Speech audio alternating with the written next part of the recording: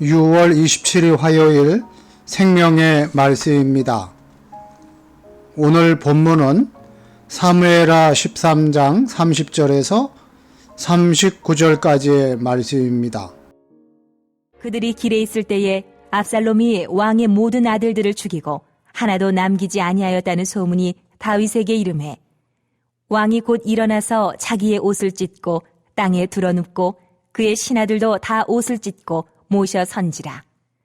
다윗의 형 시므아의 아들 요나답이 아뢰어 이르되 내 주여, 젊은 왕자들이 다 죽임을 당한 줄로 생각하지 마옵소서.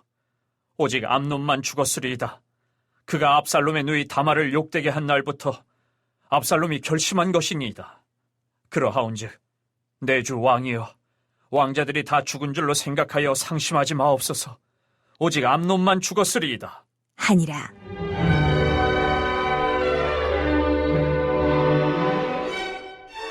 이에 압살롬은 도망하니라. 파수하는 청년이 눈을 들어보니 보아라, 뒷산 언덕길로 여러 사람이 오는도다. 요나담이 왕께 아뢰되 보소서, 왕자들이 오나이다. 당신의 종이 말한 대로 되었나이다 하고 말을 마치자 왕자들이 이르러 소리를 높여 통곡하니 왕과 그의 모든 신하들도 심히 통곡하니라.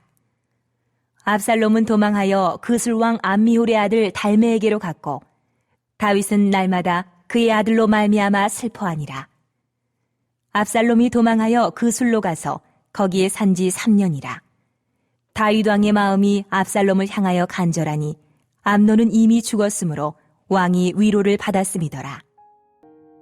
모든 관계에서 갈등은 늘 고통을 가져오겠지만 가족 관계 안에서 겪는 불화와 갈등은 더 큰 상처와 아픔을 가져옵니다. 당시에 다윗은 모든 부귀영화를 누리는 왕이었지만 가족 안에서 일어난 불화로 전혀 행복하지 않았습니다. 사랑으로 충만하여 평안한 안식처가 되어야 할 가족이 피비린내가 나는 가득한 전쟁터로 변해버렸습니다. 암논이 압살롬의 종들에게 살해당하자 다른 왕자들은 노새를 타고 도망쳤습니다. 그런데 다윗에게는 압살롬이 왕자들을 하나도 남김없이 다 죽였다는 소식이 전해졌습니다. 그 소식을 들은 다윗은 옷을 찢고 땅에 들어 누웠습니다. 너무나도 충격적인 소식에 살 소망을 다 잃어버린 듯 했을 것입니다. 하지만 잠시 후에 요나답이 나와 그 소식을 정정하여 알립니다. 다윗의 아들들이 다 죽은 것이 아니고 오직 암논만 죽었을 것이라고 주장하며 암논이 다말을 욕보인 그날부터 압살롬이 계획해 온 일이라는 사실도 추가로 보고합니다. 요나답은 2년 전 암논에게 다말을 꿰어낼 방법을 알려준 인물로 다윗에게는 조카입니다. 그는 이 사건이 가진 심각성과 비극성에 대해서는 전혀 관심을 갖지 않습니다. 암논과는 친구요 사촌지간이었지만 그의 죽음에도 전혀 동요하지 않는 모습입니다. 요나답의 관심은 오직 자신이 왕에게 인정받는 것이었습니다. 비극적인 사건을 마주하면서도 오직 자신의 입신양면에만 현안이 되어 있습니다. 다른 사람의 불행을 전혀 안타깝게 여기지 않는 메마른 영혼을 단편적으로 보여주고 있습니다. 요나답의 말대로 과연 모든 왕자가 죽은 것은 아니었습니다. 다윗의 아들들은 다윗궁으로 돌아왔습니다.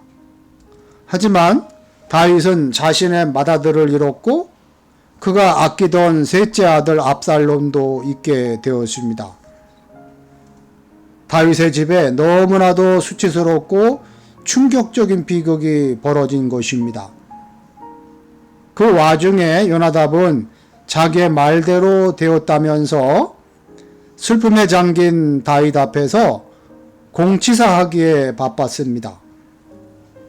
한편 압살롬은 그 길로 도망하여 구술 왕인 외할아버지 달마에게로 갔습니다. 그리고 그곳에서 3년을 지냈습니다. 37절은 다윗이 날마다 그의 아들로 말미암아 슬퍼하니라 라고 전하는데, 그의 아들이 암논을 가리키는 것인지 압살롬을 가리키는 것인지 분명하지 않아 의견이 분분합니다. 다윗이 암논의 죽음에 위로받은 것은 한참이 지난 후이므로 나중이 되어서야 압살롬을 그리워하기 시작했다는 주장도 있습니다. 하지만 그의 아들이 누군지는 중요하지 않습니다. 죽은 아들을 생각해도 떠난 아들을 생각해도 마음 아프기는 매 한 가지이기 때문입니다. 살인이라는 중죄, 그것도 자신의 이복 형제를 살해한 죄는 용납될 수 없지만 자식을 향한 아버지의 무조건적인 사랑은 그 모든 죄를 다 덮을 만큼 위대합니다. 이러한 모습에서 우리를 향한 하나님의 사랑을 떠올리게 됩니다.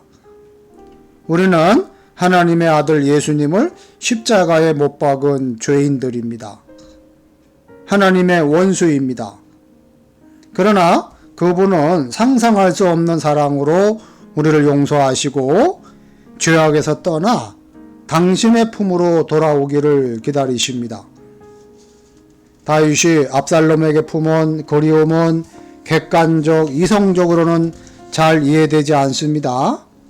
하지만 부모라면 다를 것입니다.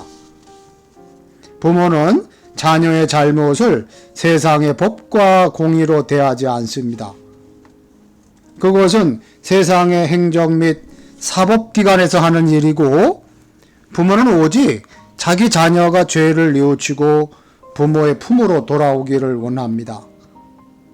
성남교회 성도들은 하나님은 심판주이시기도 하시지만 예수 그리스도의 은혜를 통해 만날 때는 사랑이 무한한 아버지가 되심을 깨달으시는 성도 여러분 되시기를 주님의 이름으로 축복합니다. 아멘. 기도하시겠습니다. 하나님 아버지, 자녀의 죽음에는 옷을 찢으면서도 그의 죄악에는 마음을 찢지 않았던 다윗의 모습에서 제 안일함을 봅니다. 하나님의 말씀이 모든 관계와 문제 해결의 중심이 되게 하여 주시옵소서. 가정과 공동체가 덮어버린 죄로 인해 비극을 겪지 않도록 속히 하나님께 나아가 회개하게 하여 주시옵소서. 하나님 선물로 주신 비전센터를 잘 활용하여서 하나님 나라와 교회를 위하여 잘 사용되어지게 하시고 하나님의 큰 영광을 나타내는 비전센터가 되게 하여 주시옵소서. 예수님의 이름으로 기도하옵나이다. 아멘.